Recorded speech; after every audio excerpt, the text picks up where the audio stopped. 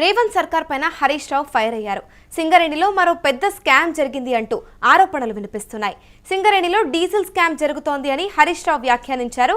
ఇక గతంలో సింగరేణి డైరెక్ట్ గా ప్రభుత్వ రంగ స్థలాల నుంచి డీజిల్ తీసుకొని కాంట్రాక్టర్లకు సరఫరా చేసేది అని, కాంగ్రెస్ ప్రభుత్వం కమిషన్ల కోసం డీజిల్ ను కూడా ఇటు కాంట్రాక్టర్ల ఖాతాలో జమ చేసింది అంటూ హరీష్ రావు తెలిపారు. ఇక కాంట్రాక్టర్ల నుంచి పర్సెంటేజ్ ని రేవంత్ సర్కార్ కొల్లగొడుతోంది అంటూ ఆరోపించారు హరీష్ రావు. సింగరేణి ఏం చేసేదంటే డీజిల్ బల్క్గా ఐఓసి నుంచి, ప్రభుత్వ రంగ సంస్థల నుంచి, ఇది కూడా ఒక కేంద్ర ప్రభుత్వ రంగ, రాష్ట్ర ప్రభుత్వ రంగ సబ్సిడరీ సంస్థ, డైరెక్ట్గా డీజిల్ తీసుకొచ్చి కాంట్రాక్టర్లకు డీజిల్ వాళ్ళు సరఫరా చేసి పని మాత్రమే చేయించుకునేవాళ్ళు.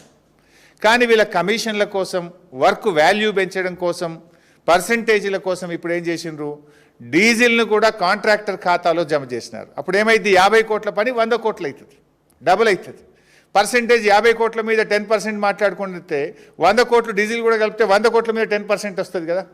కమిషన్ల కోసం సింగరేణి ఇచ్చేటువంటి డీజిల్ విధానాన్ని రద్దు చేసి దాన్ని కాంట్రాక్టర్ ఖాతాలో జమ జరిపి ఈరోజు పెద్ద ఎత్తున పర్సెంటేజ్లు కొల్లగొట్టే కొత్త విధానాన్ని కూడా రేవంత్ రెడ్డి ప్రభుత్వం తీసుకొచ్చింది.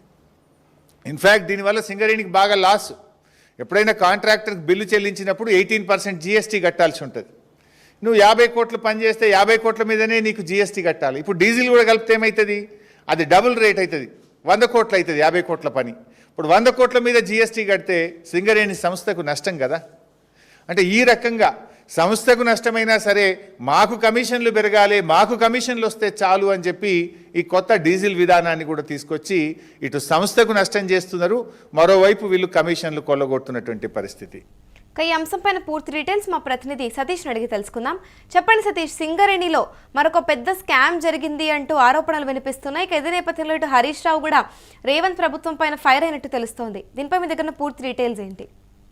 ముఖ్యంగా ఏదైతే సింగరేణికి సంబంధించినటువంటి అంటే గతంలో బీఆర్ఎస్ ప్రభుత్వం ఉన్నప్పుడు ఏదైతే సింగరేణి కాంట్రాక్ట్ ఉంటుందో దానికి కేంద్ర ప్రభుత్వం అలాగే రాష్ట్ర ప్రభుత్వం రెండు కూడా సింగరేణి ఈ డీజిల్ ఏదైతే ఉందో ఆ డీజిల్ ని సింగరేణి సంస్థకు అప్పగించి దాంతో పాటు తర్వాత కాంట్రాక్టర్లకు ఇచ్చేది. సో ఆ తరుణంలోనే సింగరేణికి పెద్ద ఎత్తున లాభాలు వచ్చేది అని కూడా హరీష్ రావు చెప్పిన పరిస్థితులు ఉన్నాయి. దీన్ని నేరుగా అటు ముఖ్యమంత్రి రేవంత్ రెడ్డి అలాగే డిప్యూటీ సీఎం బట్టి విక్రమార్క మల్లు కూడా స్పందించారు. ముఖ్యమంత్రి రేవంత్ రెడ్డి మాట్లాడుతూ తన ప్రభుత్వంలో అవినీతికి తావులేదు, సింగరేణి టెండర్లను అనుభవం ఉన్న సంస్థలకే పారదర్శకంగా ఇస్తున్నాను, ఏదైతే పత్రికల్లో వస్తున్న తప్పుడు ప్రచారాలు ఎవరు నమ్మొద్దు, కావాలంటే నేను ఎక్కడ ఏం జరుగుతుంది అనేది కూడా నేను 24 గంటలు అవైలబుల్ లో ఉంటాను, సో మీకు కావాల్సిన ఇన్ఫర్మేషన్ నేను ఇస్తానంటూ కూడా ఆయన చెప్పారు. ఇటు బట్టి విక్రమార్క మల్లు మాత్రం తనపై వచ్చినటువంటి ఏదైతే ఈ నైని బొగ్గు బ్లాక్ టెండర్ల విషయంలో ఆరోపణలు రావడంతో ఎక్కడ వివాదాలకు తావు లేకుండా ఏదైతే ఈ టెండర్లను కూడా మొత్తం రద్దు చేసి ఇటు కేంద్ర ప్రభుత్వం రాష్ట్ర ప్రభుత్వం కలిపి 2 కొత్త టెండర్లను పిలుస్తున్నా అని చెప్పి కూడా ఈ ప్రకారం ఆయన చెప్పారు. అంటే ముఖ్యమంత్రి ఎక్కడ కూడా ఈ ఆరోపణలకు తావు లేవని ముఖ్యమంత్రి చెప్తున్నారు. డిప్యూటీ సీఎం ఏమో మళ్ళీ ఈ టెండర్లు రద్దు చేస్తామని చెప్తున్నారు. సో దీనికి సంబంధించి కూడా ప్రభుత్వ వైఖరి అంటే ప్రభుత్వం ఏమన్నా నిజంగానే హరీష్ రావు చెప్పినట్టుగా కమిషన్ల కోసం ఇదేమన్నా చేస్తున్నా అనేది మొత్తం తెలంగాణ రాష్ట్ర వ్యాప్తంగా పెద్ద ఎత్తున చర్చనీయాంశం అయింది. ఇప్పటికే అటు బీజేపీ దీనిపైన పెద్ద ఎత్తున మండిపడుతుంది, హరీష్ రావు, కేటీఆర్ అందరూ కూడా దీనిపైన మండిపడుతున్నారు. కేవలం ఇప్పుడు ఉన్నటువంటి ప్రభుత్వం ఓన్లీ కమిషన్ల కోసం వాళ్ళకు సంబంధించిన వాళ్లకు ఈ కాంట్రాక్టులు ఇవ్వడం కానీ ఇవన్నీ కూడా పెద్ద ఎత్తున చేస్తుంది. సంస్థకు నష్టమైనప్పటికీ కూడా ఏదైతే ఈ సంస్థకి నష్టమైనప్పటికీ కూడా అయినా సరే కమిషన్ల కోసం పెద్ద ఎత్తున 50 కోట్లు ఒకవేళ ఈ సంస్థకు వచ్చేది ఉంటే ఇప్పుడు దాన్ని 100 కోట్లకు పెంచి సో వాళ్లకు కమిషన్లు వచ్చేట్టుగా ఈ తతకం నడుస్తుంది. ప్రభుత్వం ఇక్కడ తెలంగాణ ప్రజలను మోసం చేస్తుందంటూ కూడా ఆయన పెద్ద ఎత్తున ఇది చేస్తా ఉన్నాడు. హరీష్ రావు పెద్ద ఎత్తున మండిపడుతున్న పరిస్థితులు అయితే ఉన్నాయి. అమూల్య, అంటే ఇప్పుడు ఏదైతే సింగరేణిలో ఇంకొక స్కామ్ జరిగిందంటూ ఆరోపణలు వినిపిస్తున్నాయి, దీనికి సంబంధించి డీజిల్ స్కామ్ లో ఎంత పెద్ద మొత్తం మీద నష్టం జరిగింది అని అంచనా వేస్తున్నారంటారు? ముఖ్యంగా ఇంత అమౌంట్ అని చెప్పలేరు, కానీ కోట్లలో ఉంటుంది. దాదాపు పెద్ద మొత్తంలో 100 కోట్లలో ఇది జరుగుతుంది కాబట్టి సింగరేణి లాస్ అవుతుంది అనేది పెద్ద ప్రధాన ఇంటెన్షన్. సింగరేణికి గతంలో కేంద్ర ప్రభుత్వం రాష్ట్ర ప్రభుత్వం రెండు కలిపి అక్కడ సింగరేణికి ఇచ్చేది, కానీ ఇప్పుడు డైరెక్ట్ గా కాంట్రాక్టర్లకే ఏదైతే మొత్తం కూడా ఈ డీజిల్ పంపకం ఉందో అది మొత్తం కూడా డైరెక్ట్ కాంట్రాక్టర్లకు ఇచ్చి కాంట్రాక్టర్ల నుంచి మొత్తం కూడా ప్రభుత్వంలో ఉన్నటువంటి ముఖ్యమంత్రికి సంబంధించినటువంటి డిప్యూటీ ముఖ్యమంత్రి అలాగే మంత్రులు వీళ్ళందరూ కమిషన్ల కోసమే కమిషన్లు పంచుకోవడం కోసమే ఇదంతా కూడా నడిపిస్తున్నారంటూ కూడా ఆయన ధ్వజమెత్తిన పరిస్థితి ఉంది. ఏదేమైనప్పటికీ ప్రజలు గ్రహించాలి అని చెప్పేసి కూడా హరీష్ రావు మాట్లాడుతున్నారు. మరి నిజాలైతే ముఖ్యంగా దీనికి సంబంధించి పూర్తిగా తెలియాల్సిన అవసరం అయితే ఉంది. తెలంగాణ ప్రజలకు కూడా దీనిపైన అందరూ ఆలోచించాల్సిన అవసరం అయితే ఉంటుంది అమూల్య. మరి ఇప్పుడు ఈ డీజిల్ స్కామ్ పైన వస్తున్న ఆరోపణలపైన ఇప్పుడు రేవంత్ రెడ్డి స్పందించే అవకాశాలు కనిపిస్తున్నాయంటారా?